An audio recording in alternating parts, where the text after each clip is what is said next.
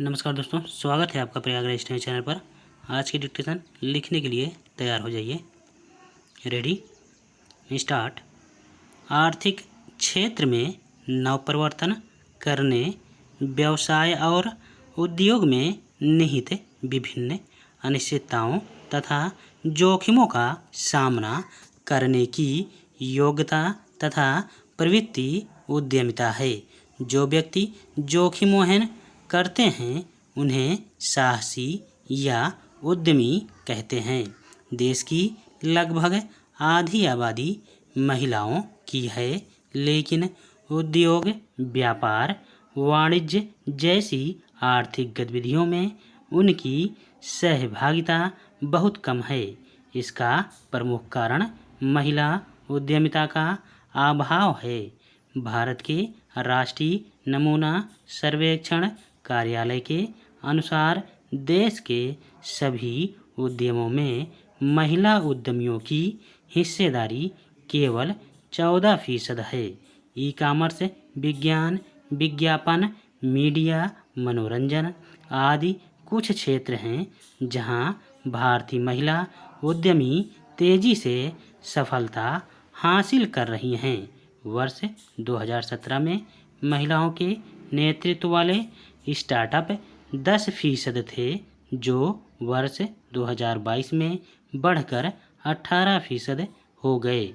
यानी हर 5 स्टार्टअप में से एक से भी कम में महिला की भागीदारी है। यह स्थिति संतोषजनक नहीं कही जा सकती।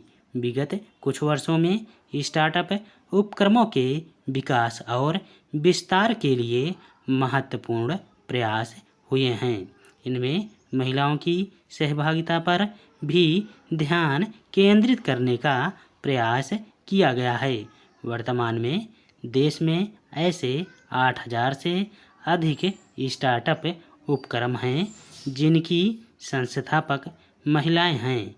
इसके आखिर तक महिला उद्यमियों की स्थिति में और सुधार आने की संभावना है।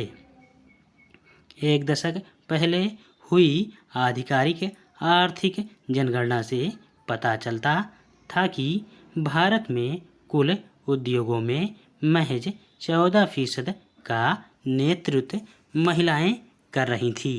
अब यह हिस्सेदारी बढ़कर 20% हो गई है। महिलाओं द्वारा संचालित उपक्रमों में लगभग 65% ग्रामीण क्षेत्र में हैं। दक्षिण के राज्यों की महिलाओं की हिस्सेदारी उत्तर भारत के राज्यों की तुलना में अधिक है।